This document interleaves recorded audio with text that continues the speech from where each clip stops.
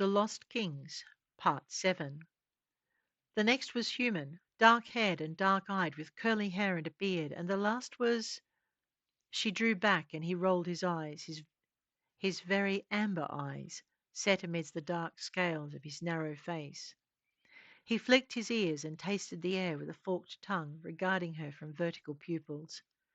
Yes, from under the mountain, but part of a treaty we wish to extend to the tribesmen, not a ravening monster. Now, please, I can heal your brother and bring him round faster, and we need that. That, more than anything, was what enabled Dorea to step in and cut his bonds. She stripped them away and was about to go and check on Valan when the serpent elf grabbed her arm.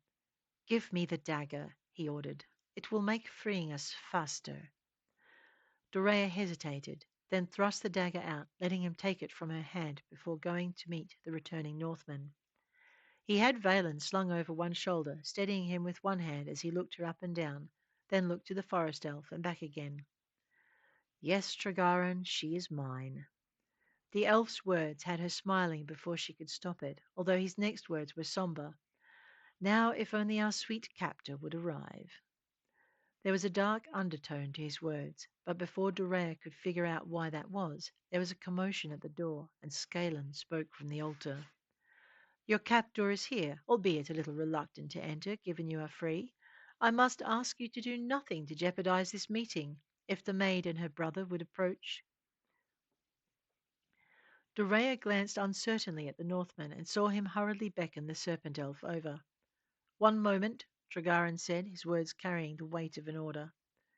"You'd order a god?" Scanlan demanded. "No, your lordship, but we need time to wake my son from his unplanned slumber." "You knocked him out," the deity qualified. "Do you know of any other way to still a Northman's rage?" Tregarin asked. "Be swift," the deity ordered, then turned its attention to the slender figure moving hesitantly into the room. "What is wrong with her?" Alanadine pondered as she made a stop, then stumbled.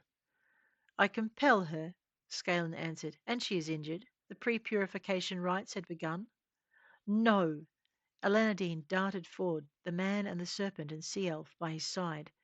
Even Tregarin looked like he might hurl the slowly waking Valan to the floor to attend her. Dorea stepped forward and hauled her brother's arm across her shoulders. "Come," she said simply. "We have business to discuss with the Lord Scanlan." He raised a hand and rubbed his cheek. "What is it with these guys?"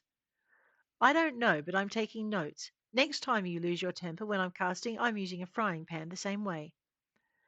Valan gave her a startled glance. "You wouldn't!" Dorea nodded vigorously. "I bloody well would, and you know it." He groaned. "I do." "When you're quite ready," the deity snapped, and they moved to stand before the altar. He waited until they'd settled, ignoring the concerned comments coming from the kings as they crowded around the woman who'd claimed them. "They will take care of her." The god sounded almost disapproving. "It is this power gain of which I wish to hear more." Dorea explained the idea that he could expand his pool of followers exponentially by recognizing half-breeds as being as sentient as any white mountain and of as great a value, and by letting them live as equals rather than be slaughtered. Soft laughter hiccuped behind her when she finished, and she half turned her head. Her mother met her eye, and she saw Valen's eye and cheek structure looking back. Her own, too, if she could bring herself to admit it. "It is the very idea I was trying to sell him," the princess told her. She laid a fond hand on Tregarin's thigh and leaned into Alanadine when the forest elf wrapped his arm around her shoulders. "They're as sentient as any of us," she declared. "What you say is heresy," Scanlan reprimanded. "Only among the tribes," the princess pointed out. "Have you ever wondered why other deities have so much more power than our own?" She let the god ponder that for a moment, then added, "I only wanted that for the gods who rule my people, that we might match the other races in deific power." Her voice caught. "Was that so wrong?" Dorea clenched her hands into fists and kept them in her lap. She resisted the need to reach over and take Valen's hand while waiting for the deity to answer. "I could do with the extra power," the deity admitted. But to take it in the manner in which you suggest would cost me the very base that makes up my power. But, Dorea began, and the god overrode her. However, I can see another way I can leverage your suggestion, and for that I will reward you with your lives. Valan blew out a breath of relief and rose to his feet. I did not say you could leave alive, Scalen stated, and he froze. Dorea scrambled to her feet beside him. No, the god continued. For this to work, you all need to die, and my people need to witness my wrath. But, Dorea began. They turned, preparing to bolt toward the temple doors, and were seized by a force that held them in place. Standing with one foot raised to run, Valan wished he could look to his sister.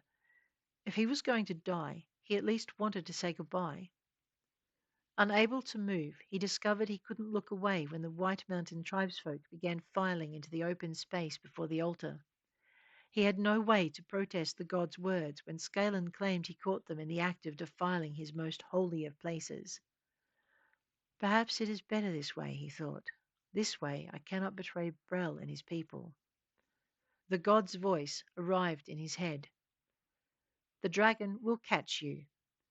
He'll what? Valan shouted, but Scalen refused to be drawn. You will see. Valan thought frantically. If he was going to lose his life and not be able to say goodbye to his sister into the bargain, he at least wanted some good to come of it. And the city? The deity refused to be drawn. You will see, he promised. For now, enjoy the show. Valan wanted to ask how he was going to enjoy anything when he knew he was about to be murdered by a deity who'd promised. Valan paused, remembering. Scalen hadn't promised anything. He'd just demanded they meet him before midnight or they would lose the offer of an audience. Valan wanted to hang his head in shame. They'd walked into a trap like an unsuspecting rabbit stepping into a snare, and they were just as thoroughly caught. We're screwed. Perhaps, the deity replied, and Valan swore the god was laughing. There was no laughter in his voice, however, when he addressed the White Mountain elves now massed in the temple proper. Whereas I had thought to purify them, he announced, I have come to see there's no redeeming vessels this flawed, and I would have the satisfaction of executing abomination and sympathizer together. Were there not 5 children? Valan wondered. Never, the deity replied, even as he listed the princess's improprieties and the danger of dealing with tainted blood. Out loud he concluded with, Such is the transgression that brought these creatures into being, and such is my offence, that nothing short of complete elimination will suffice. Flame leapt around Valan, setting cloth alight and causing him to cry out in pain. Then it lifted away from his skin, enveloping a thin layer of air that did little to keep the heat at bay. He heard Dorea's shriek of pain and the kings and princess cry out. Then the flame flared blindingly bright and the world flickered out. He landed heavily on a surface that gave, then sprang back beneath his weight. And he landed in company. Dorea's soft oof came from the weight on his right, and Tregaran's groan came from his left. From further away came other groans. Then Brel's voice slipped through their skull. We'll be landing soon. The city? Valan asked. What happened to the city? The White Mountains left, declaring their holy campaign at an end. Without their allies, the Ashalans couldn't hold the ground against some very upset citizens. The dragon paused, then continued, amusement lightening his mental tones. No one knew exactly how many adventurers had come to retire there, but they know it now. But we can't ever go back there, can we? Dorea voiced the question for which Valan was most dreading the answer. It is not your home, the dragon replied shortly, and I believe we have some royalty that needs to make a homecoming. But won't the White Mountains find out we aren't really dead? Valan asked. No. The only ones who've seen us dwell in the local mountain range, and you'll be living far away from White Mountain territory. The only reason your fathers were there was due to an attempt to bring peace to a small kingdom on the White Mountains' borders. We hoped that when their more powerful neighbors offered peace, they would accept the opportunity. Trigaran's mental voice sounded beyond tired. Regret gave his words weight, and Alanadine added more. Instead, they took the opportunity to take 5 kings and weaken their neighbours. We thought they would ransom us, but they didn't. The serpent elf's response came, angry and bitter.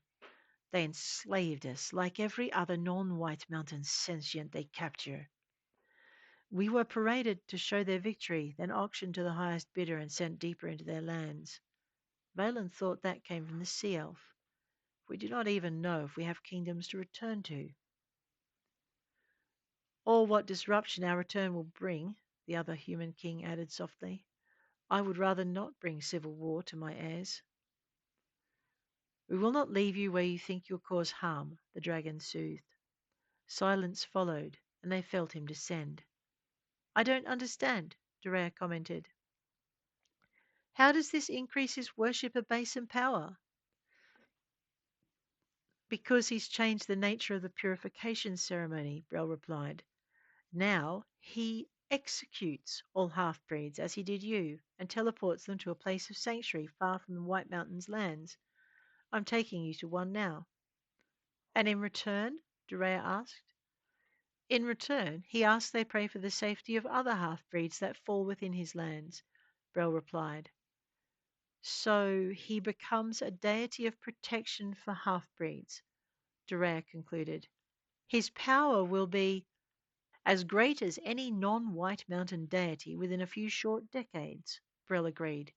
It is why you are free, and why we will meet in the first of his sanctuaries.